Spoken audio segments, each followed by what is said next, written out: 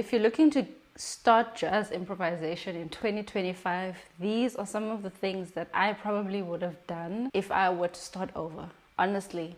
And these are going to be really, really simple things. And this is where I would start off with. Let's say I have a 2-5, right? Let's pick C major. I have D minor to G7. One of the first things I did was to really get acquainted with the home key. If I have a 2-5, I would literally just focus on playing the scale of the home key. But one of my favorite ways to do that was to use diatonic sevenths. So if you have C major, and of course then you have the chords that belong to C major, what you want to do is you want to take those chords and arpeggiate them in your right hand. So something like, I want to do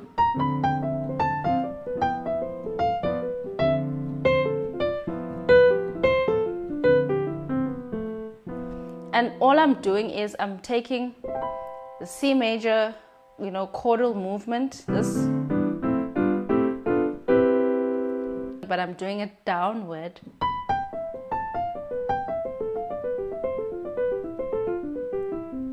Obviously, if you need to slow that down and work on it, you're gonna want to start there. And what you want to do is then add jazz inflections and jazz articulation. So what I would do when I started out is add an auxiliary note like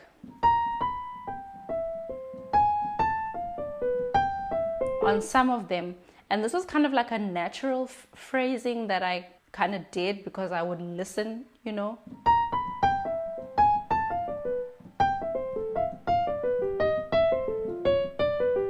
Now that I'm thinking about it, these are actually triplets that I'm playing. Once I land the top note on the downbeat, I go down with a triplet. Well, some of them.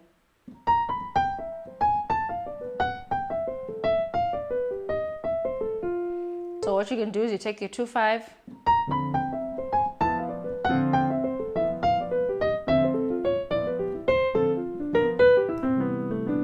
and you find a way to land it. You can land on, when you land on the chord 1, you can do.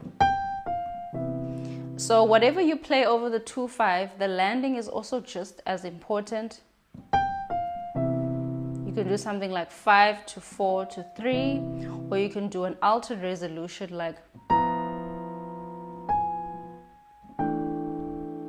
I don't even have to start on the chord 1, I could start here.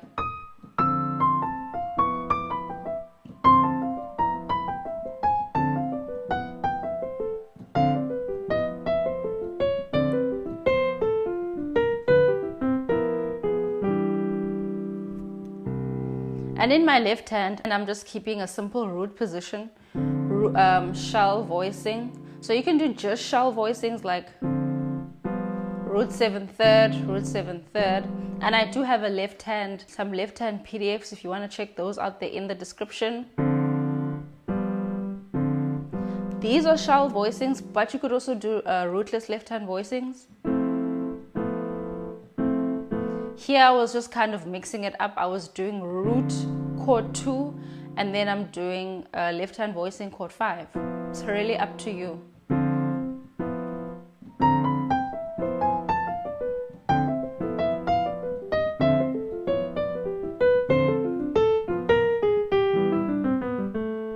So you can land it however you want to land it. But the important thing about landing is that you want to make sure that the chord tone or whatever landing note you're landing on is on the downbeat of that chord 1. And the reason the diatonic sevenths work is because the 2 and the 5 and the chord 1 all belong to, in the same scale. So you can get around with just playing everything diatonic, and I highly suggest you do that because you're going to find that the major scale is going to be one of the most important scales, when you're starting out. Even as you get advanced, you're going to see how important the major scale is. Things that I wouldn't skip and that I didn't skip are things like arpeggiating, like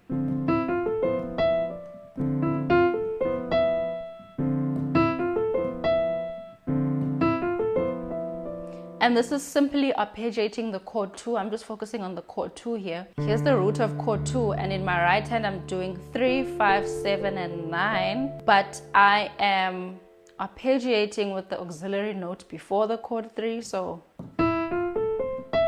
and you can play this in many different rhythms. The rhythm is going to be dependent on you know, how much you listen and how you listen and what you listen to. So I could play it like straight.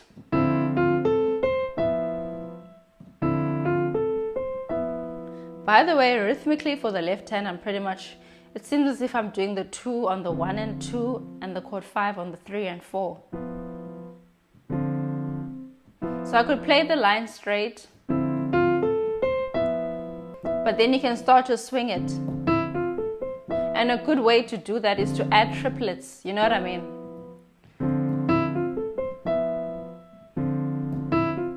And then what my left hand does naturally is just, you know, anticipate it. But also take note of the relationship between your right hand, left hand, because I've also sort of gotten messages about like, you know, how to have hand independence and what sort of rhythms you should be using. And I'm going to always say this about rhythm. This is my personal experience. Rhythm should be something that you feel. I don't think you should work on it like as meticulously as you do like theoretical stuff. It's more about listening and allowing your natural sense of rhythm to come out. And if you're listening to jazz music, that rhythm will come out anyway. But besides that, we all have a natural way of swinging. I mean, it's there. You can't not have it. I don't know. But maybe it's not what you expect it to be. Just allow the natural flow between your right and left hand. Let your right hand do what it's doing and then see how your left hand can fill in. So for example, do this way. When the right hand is resting, I fill in with my left so that I'm not doing too much hand simultaneous work. When you start off like that, you will naturally build into your own natural personal way of mitigating rhythm. I just wanted to put that little thing in there because I do usually get questions about that. Maybe you can move it to another key. And I add that line there, you know, that's also quite like a typical jazz thing.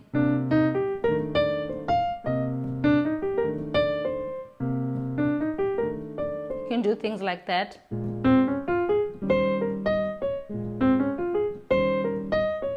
You can land it if you want on the chord 1. Or whatever. Another thing that really helped me with improv are patterns, especially on the minor 2. So the 1, 2, 3, 5 pattern. I'm doing 1, 2, 3, 5. You can play this anyhow. It doesn't have to be like, or it can be 3, 5, and then the 9 and the root. Maybe you can add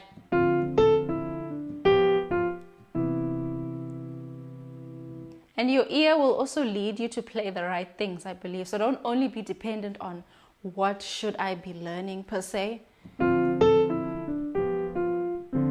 Or you can do.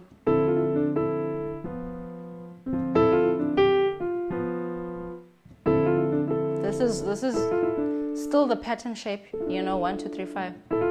But you can get experimental with it. And lastly, what I would do is I would start to transcribe bebop lines from players like Charlie Parker, Bud Powell, you know, Sonny Stitt, the list goes on. Toward the end of 2024, I made a video about Charlie Parker and how you can take even just one hit and you can find so much bebop language in there. But even if you just take one tune, I think it'll really get you far. But I would take Charlie Parker lines for an example. This is Charlie Parker line from Donna Lee. On the G7, starts on the 3, goes to it's like an arpeggiation as well. 3, 5, flat 7 to 1, and then altered resolution lands on the 3rd of chord 1. Lines like that, or something like that, or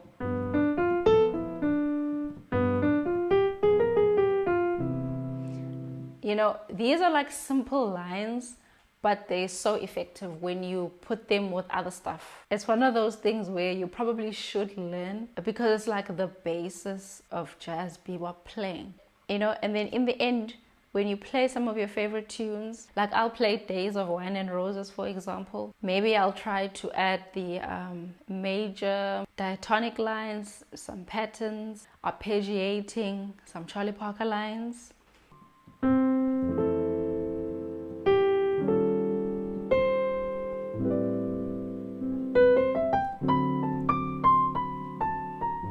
So I added the arpeggiation on the A minor.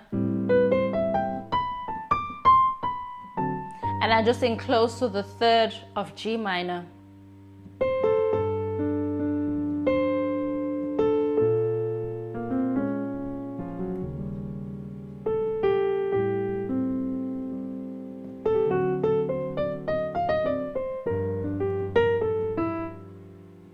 And here I did the Charlie Parker line.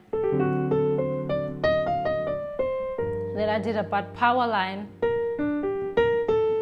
Well, it's more like that's a bud power line, but again, as you transcribe, you know, some of your own favorite things, you'll have tons of stuff to choose from.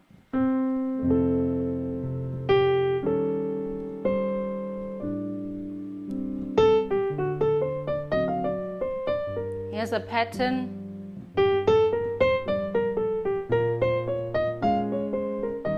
So I do the pattern on the G minor, 1, 2, 3, 5, and then I do it on B flat minor.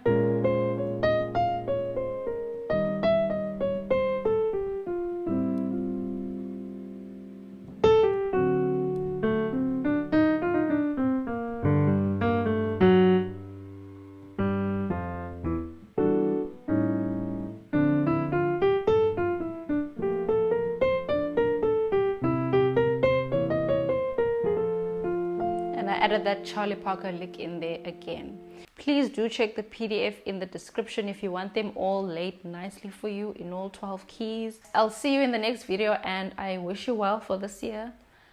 Yeah, that's all. Cool, bye.